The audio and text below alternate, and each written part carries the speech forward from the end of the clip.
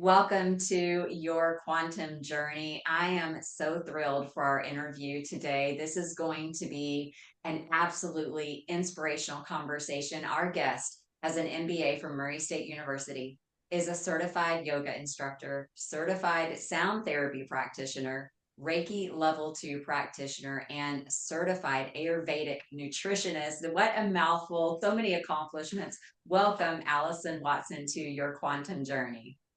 Thank you, Misty. The first thing that stands out to me is I think it used to be where you've got all of the university credentials, the MBAs and all the different titles that you get through standard education. But now my guests, they have all of these different modality certifications, and that's really where they get excited. That's what they want to talk about. So tell us how your journey took you from traditional education into this new space of healing and really kind of exploring, I think, things that we don't normally think about, right? A lot of us here, we live in a small community in Kentucky, and we don't have a lot of the holistic healing centers on every corner like some of the big metro areas do. What drew you Right. into this space? Right. And I didn't start here at all. I started from a very traditional background and, very traditional education and schooling.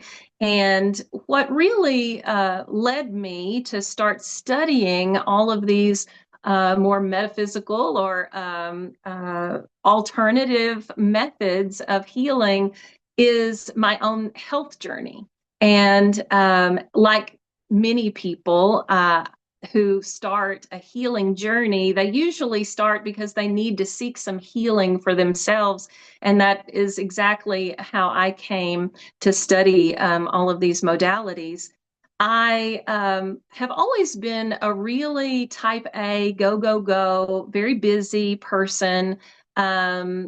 Involved in not only multiple jobs of employment at a time, usually working one full-time job and one or two part-time jobs, but also doing a lot of volunteer work. You and I met from doing volunteer work in the community many years ago. And so just always very involved, and not only in work and in volunteering, but also in all of these little side projects, things that I'd be interested in. And I would put in so much energy and effort into all of these things and not pour back into my cup ever. Amen. Amen. Never. Can I just stop there and say, Yeah. absolutely.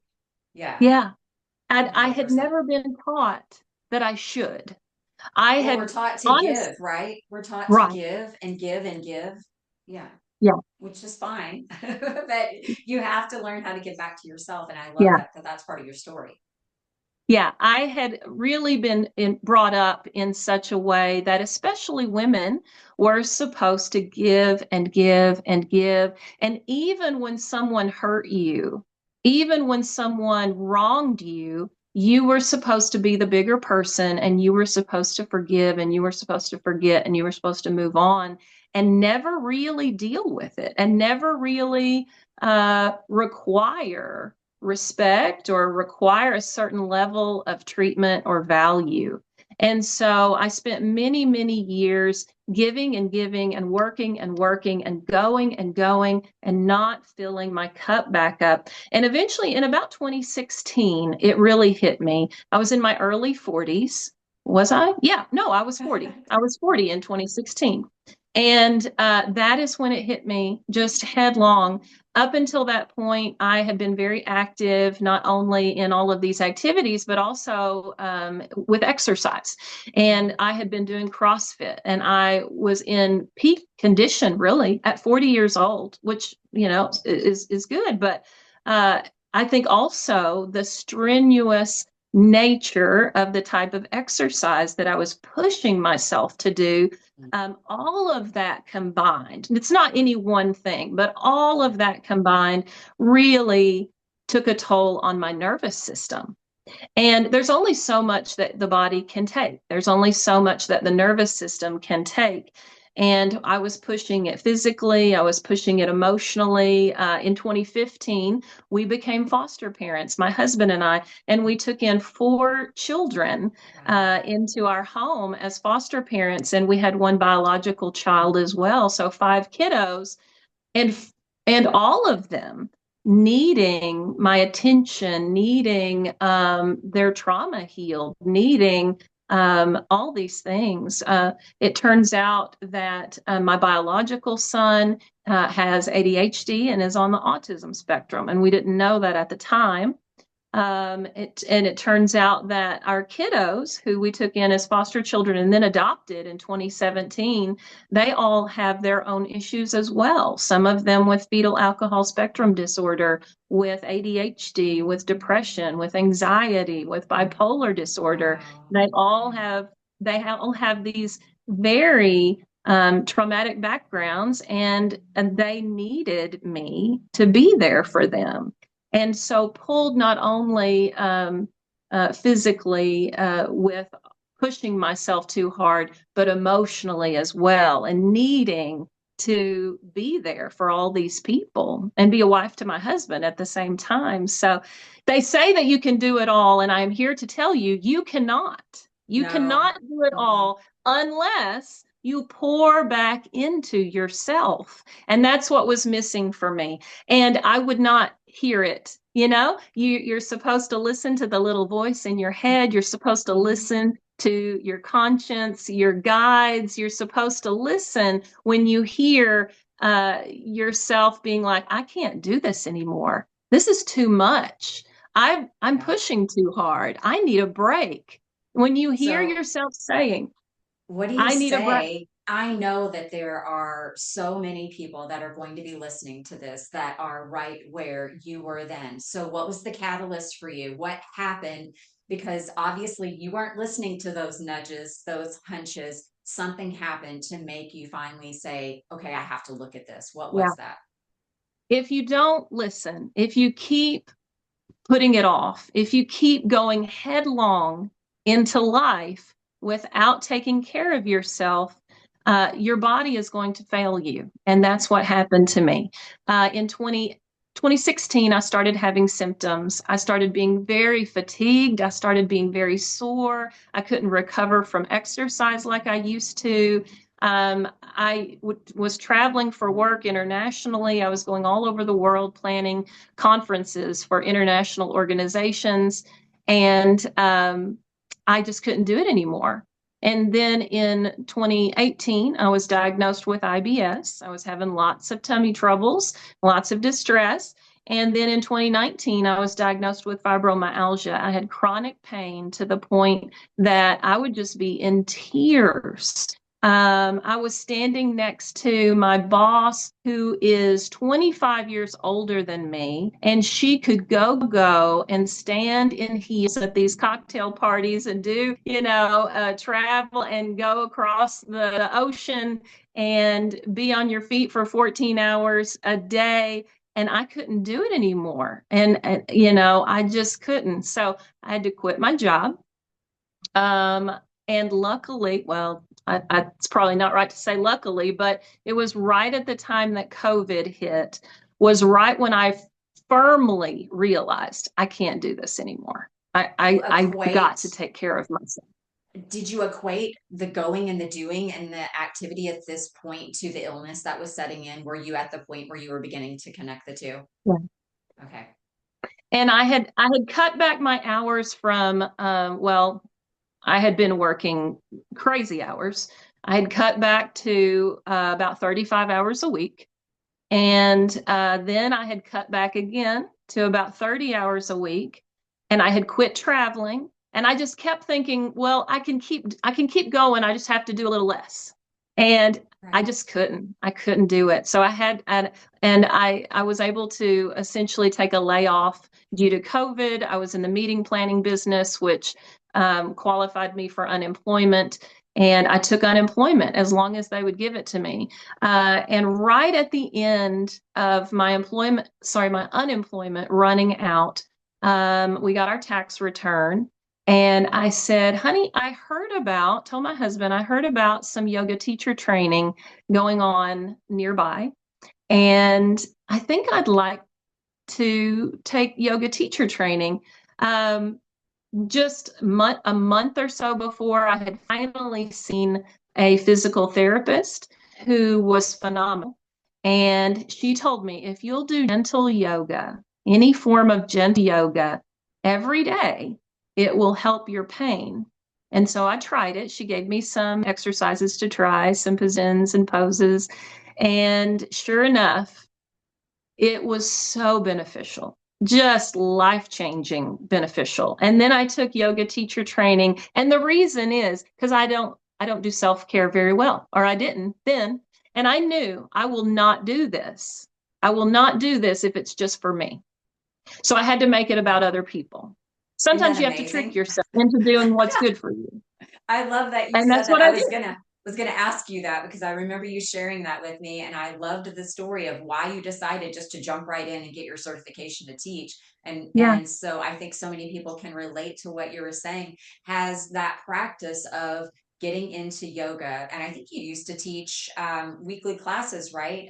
In Calvert City. I mean, you really jumped all in. You really embraced it.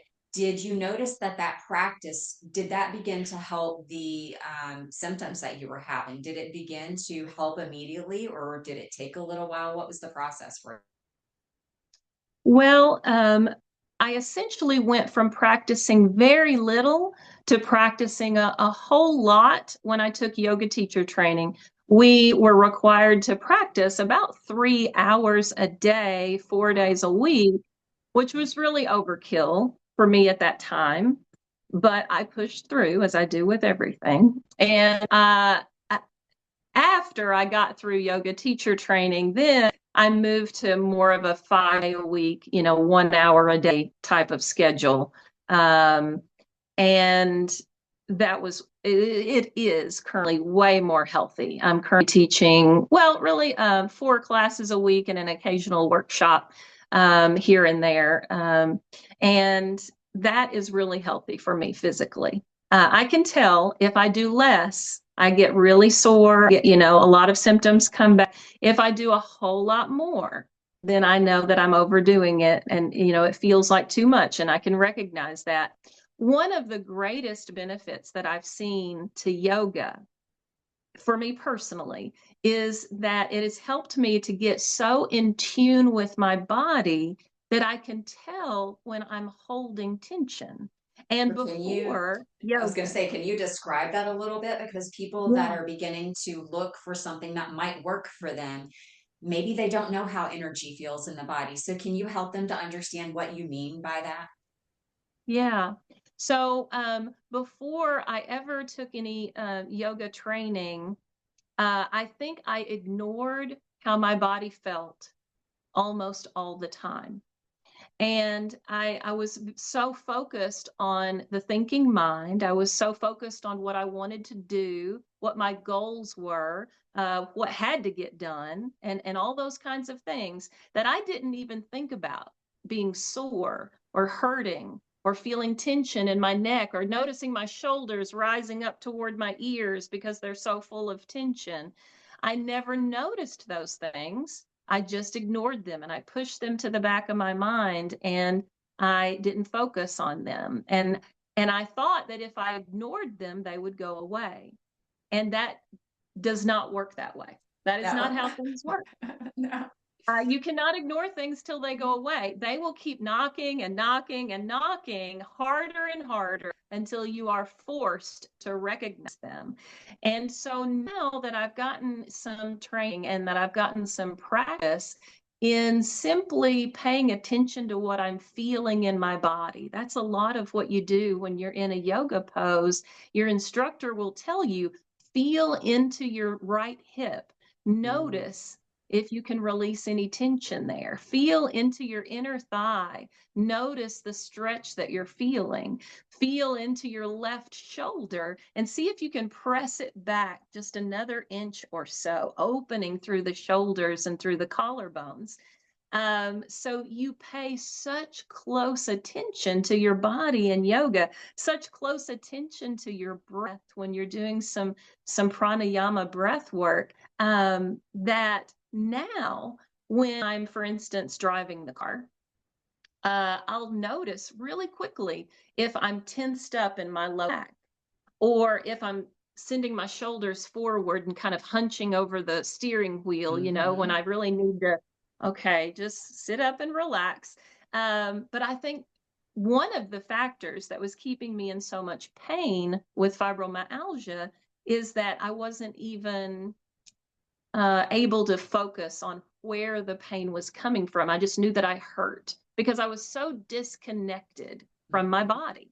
And Mm-hmm. so yoga has really helped me to get that what's called interoception, where you know what you're feeling, where it's coming from, and you can respond to it, you know? So Is part of what we do in yoga too is teaching people to relax, teaching people think into your left ankle and see if you can release tension there, And so that's helped me a whole lot.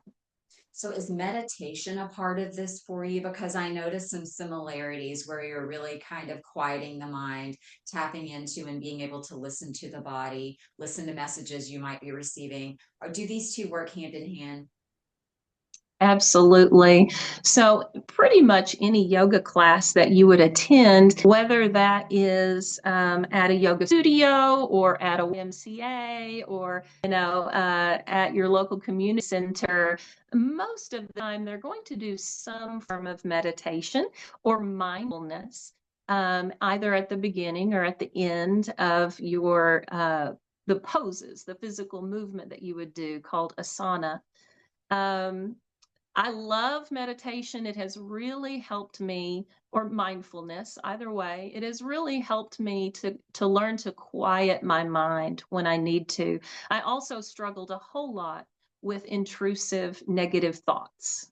And automatic negative thoughts, or ANTS, is a common I love that. acronym for, yeah, for what people struggle with when they have these intrusive thoughts that just eat away at them and can send you down a snowball of negativity. Yes. One thought leads to another, and eventually you're just in a bad mood and you don't know how you got there. Right. So the mindfulness and meditation has really helped with cultivating the ability to quiet the mind and to control the thoughts. Your thoughts can run away with you. Your thoughts can Absolutely. control you. So cultivating the ability to be in charge and to not be at the mercy of your mind, to in fact be like the trainer of your mind, Mm-hmm. as if taming a lion. So you're in charge. You really are, or you can be. You can be in charge of your thoughts, of your mind, of whether you attach to them or not. Um, and so that's really up to me too, as far as the mental aspect of what I was dealing with. So, how have you seen this transform your life? Because I know that oftentimes when I connect with people that are going down a similar path, they really don't remind me a whole lot of maybe the person I knew 10 years ago. Right. It seems it's almost as if they emanate peace and Yeah. happiness or gratitude. And I certainly feel that when you and I had the opportunity to reconnect recently. How has this um, new perspective really benefited you? How have you seen that transform your life? I really do feel that it has transformed my life for the better. Um, Before I ever got into yoga or sound therapy or meditation or any of these things, I was upset a lot. I was upset a lot. I was angry a lot. I was angry that things weren't going my way. I was angry that what I wanted wasn't coming to fruition. I was angry that I couldn't control the political realm. I was angry that no matter how hard I worked to improve something that I was volunteering for, nothing seemed to change. And so I spent a lot of my time upset, angry, unhappy, not content. Yep. And the only thing that has changed about this world is me. Wow. And, That's profound. so, Yeah.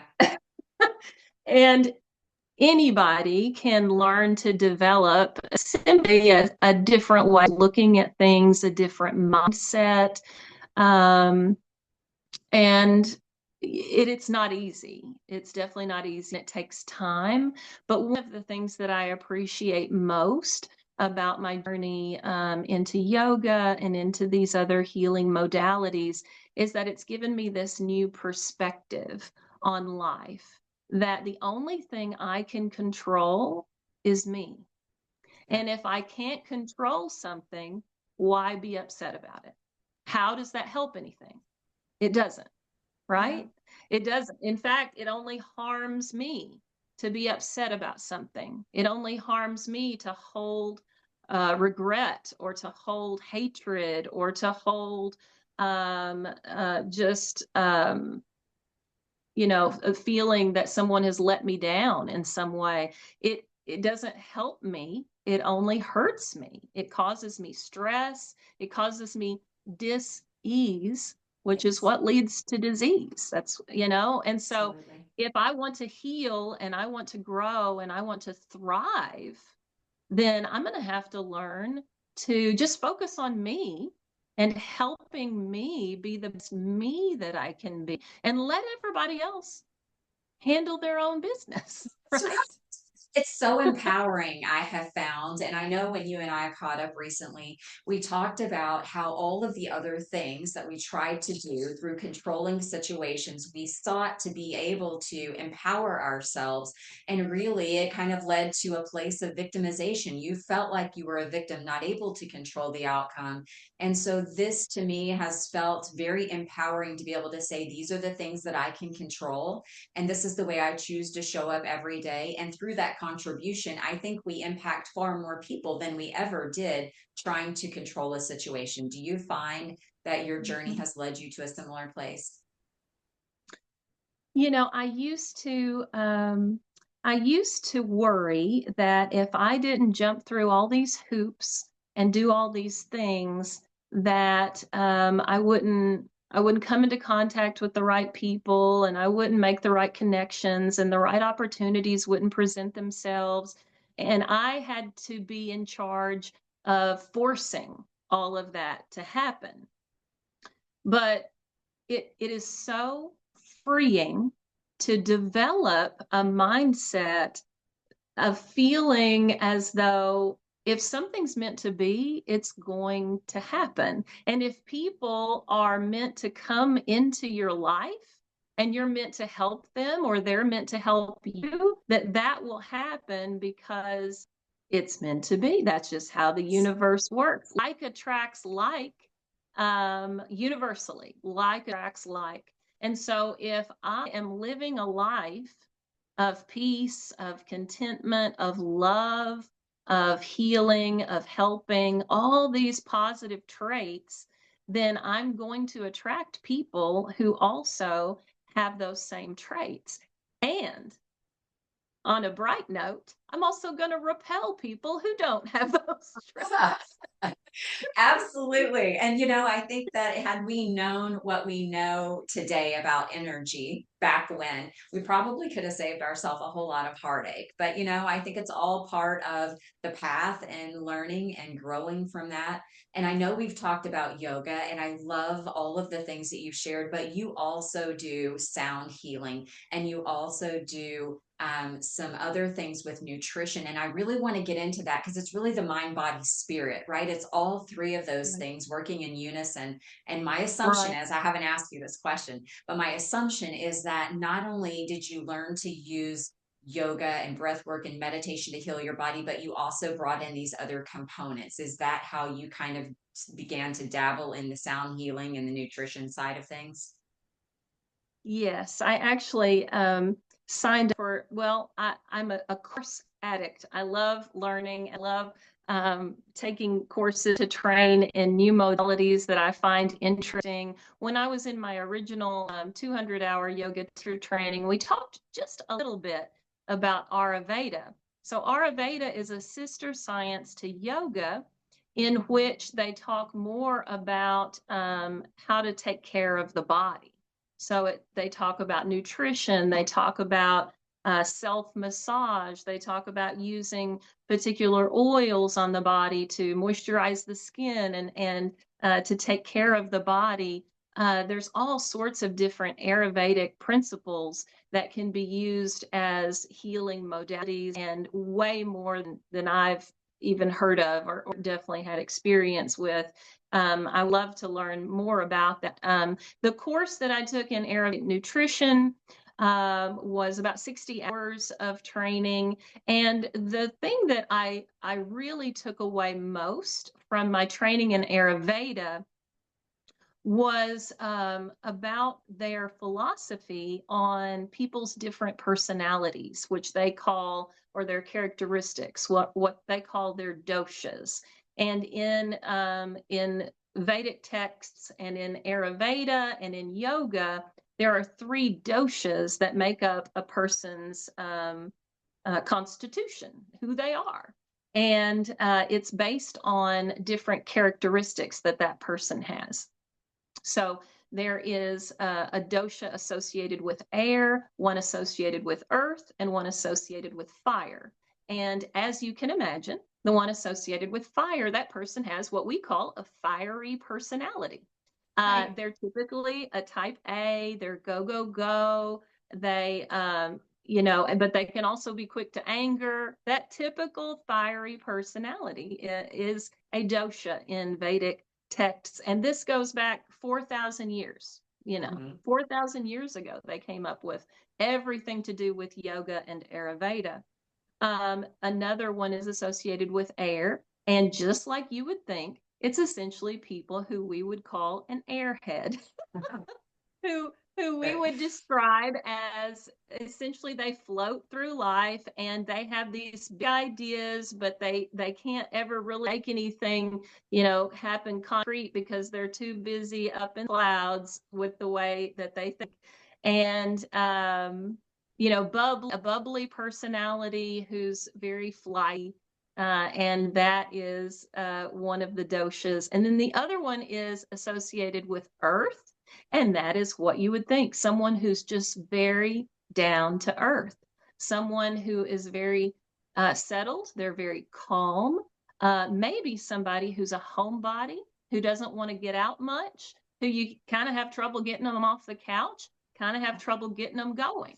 And with each one of these doshas, there's positive traits and there's negative traits, because it's good to be settled and grounded, right? But it's not good if you're not willing to get up and do anything. So Right. once you learn what your dosha is, then you can learn what you need in order to achieve what you're wanting to achieve. So for instance, if you are that dosha associated with earth, with being grounded, but you're feeling too grounded, too settled, you're not active enough, the counterpart to that, what you need to institute, is some exercise, some movement. You Okay. need to push yourself to maybe for a walk every day for 30 minutes and then maybe build up to an hour. And same thing if you're too airy, if you're too flighty, your thoughts are scattered and you can't seem to kind of get it together, then you need more groundedness. Maybe you need to go sit in the yard and touch grass, as the kids say these days. And you Yeah. need to put your feet in the grass and get grounded and just settled, and maybe meditate and start out slow. Start out with just a couple of minutes and then build up from there. So that's one thing I learned from Ayurveda that I use on a regular basis. I think about the fact, okay, am I feeling too airy, and what do I need to do? Now, how it relates to nutrition is that there's certain foods that you can eat that counteract those things too. So Okay. if you're settled and you're grounded and you need to get more energy, eat some hot peppers, Oh yeah, that eat would some do it. spices. So you add that fire to your groundedness, you Okay. know? So Yeah. there's different foods associated with the doshas too that you can eat in order to help you become balanced. And that balance is what we're always seeking in yoga. That's called sattva, balance. And so that's what we're always trying to find, is that balance between being busy and being restful, between giving and receiving, all those things. So I know that you happen to be at a centered space, and I know that you are surrounded with sound bowls and tuning forks and things of that nature. People are really learning what sound can do for the body. So, can you give our listeners a couple of tips on maybe things that they can do to begin experimenting with sound healing? Is there any suggestions that you might have? I know you actually have some classes from time to time where you do sound healing as well. Right. I do some sound therapy classes here at Centered Space in Gilbertsville, Kentucky, once a month or twice a month. Also in Murray, Kentucky, once a month. And you can find information about my offerings on Facebook. You can look for Serenity Valley Wellness. That's the name of my business on Facebook. Look up Serenity Valley Wellness and you'll find it there. There are also other practitioners in this area who offer sound therapy in private sessions and in public classes, in group sessions as well. So I would encourage you to seek those out. With regard to the benefit, I tend to look at research. I'm more science and intellectually minded than maybe some other folks who are into these kinds of things are. And the science is really showing that frequency can be beneficial for our health. And music is all about frequency. Yes. Essentially, everything in life is all about frequency. And so one of the things that you can do personally if you don't have access to get to a sound therapy session with a practitioner is that you can go on Spotify or on the Calm app, on any of the meditation apps really. You can on Apple Music, any of those outlets, or YouTube.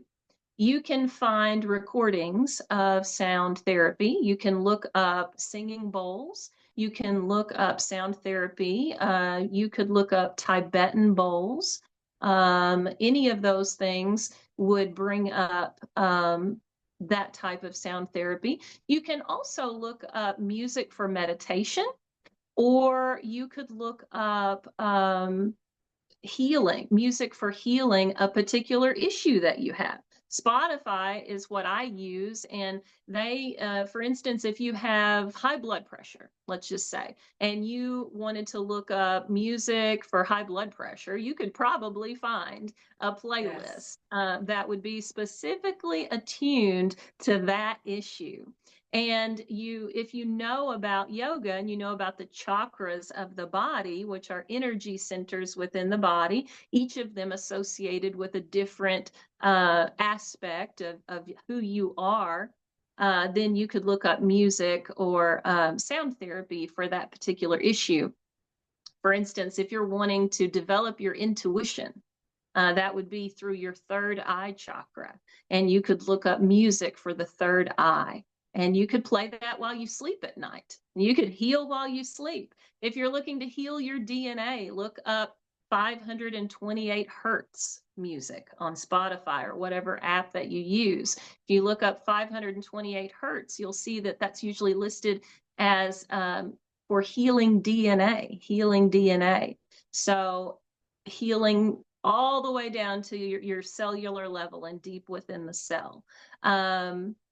I read a book on sound therapy right about the time I was getting started in it a couple of years ago, where a lady was diagnosed with several different conditions. She happened to be a practitioner, and she would just lay in her bed and play a singing bowl on her belly Wow. for hours every day. And it took like 8 months, but she healed from the issues that were going on with her. That's And incredible. Yeah, it was You just know, amazing.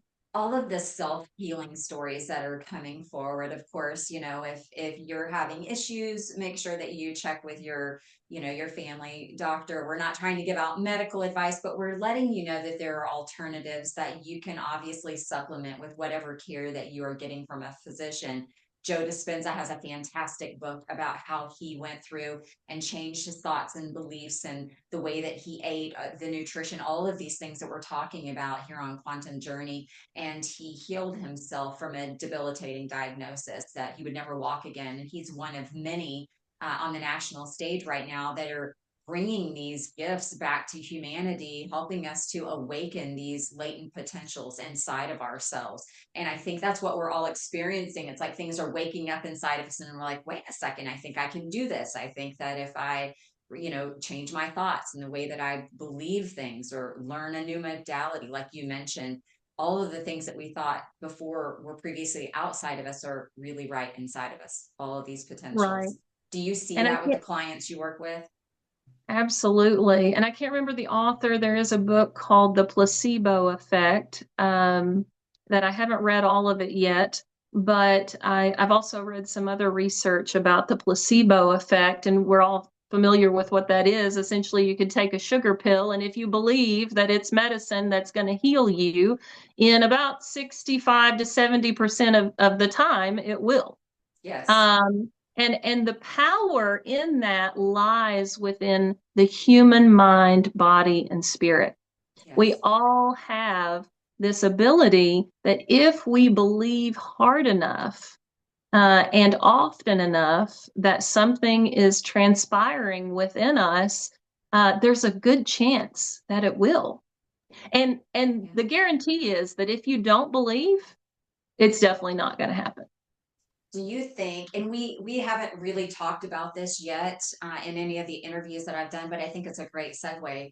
Do you think, Allison, that that is why there's such a battle for our thoughts and our attention right now, is because there is a power that knows how powerful we are, and as long as they keep us distracted in fear and chaos and fighting against one another and divisiveness, they can keep us from quieting our mind and really tapping into this divinity that we are.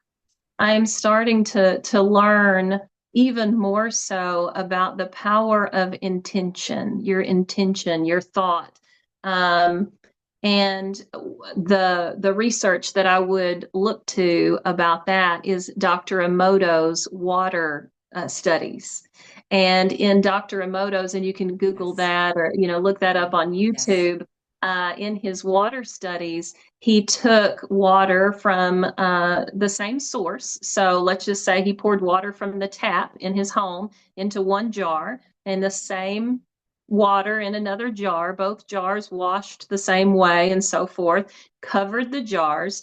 On one jar, he wrote the word hate. And on the other jar, he wrote the word love. And he placed the jars not too terribly far from each other in the same room, the same light sources on them, that sort of thing. He's a scientist, so he made sure that all the variables were controlled. And each day, for a certain period of time, he would say the word hate to the water in the hate jar, say the word love to the water in the love jar. And over time, a short time, not a terribly long time, but over a period of weeks, the water in the hate jar, when he looked at it under a microscope, was deformed and ugly. And you can see examples of the images, microscopic images of the molecules of the water. They became grotesquely.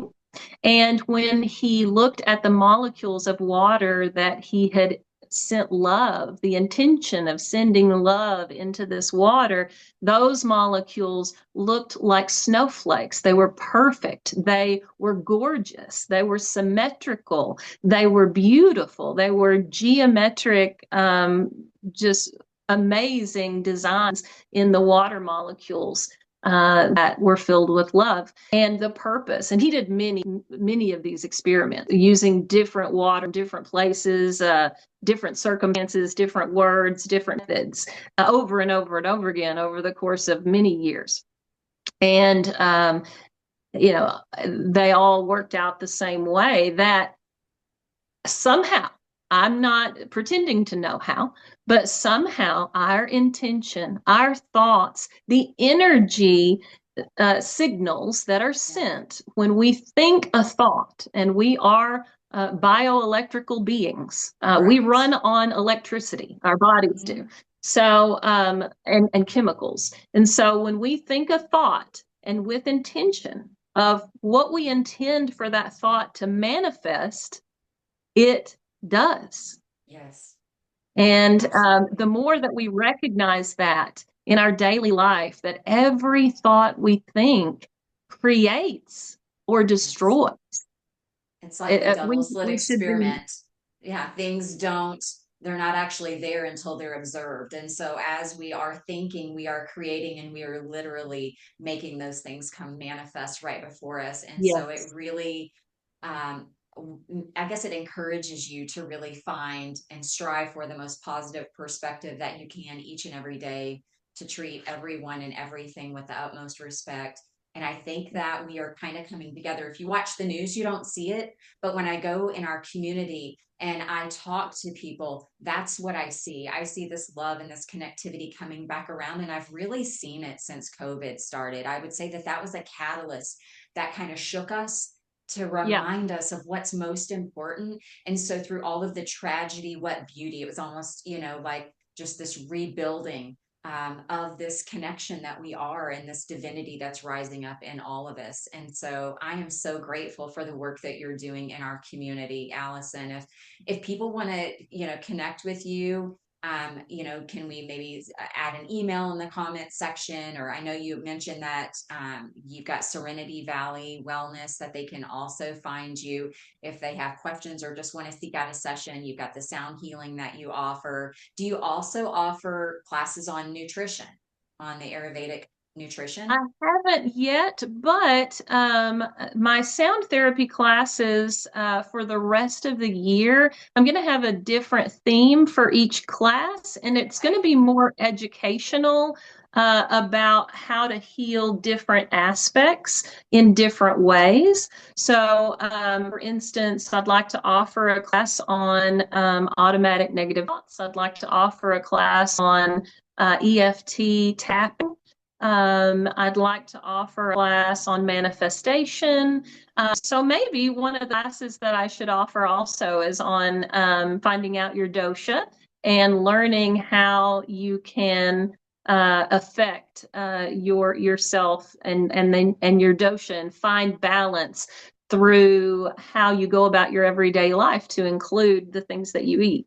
Yeah. That is so wonderful. I am so excited. A lot of people, I think, are fearful, and they're kind of falling into the chaos of what they think might be coming next for us. But I haven't been this excited about what I see coming in my whole life. I feel like we're here in this time very intentionally. I don't think this is accidental that we're here. And I think we're just creating a new earth. A lot of the ancient traditions believe that we were going to bring heaven to earth. And that feels like what's being created here. Is that what you feel as well?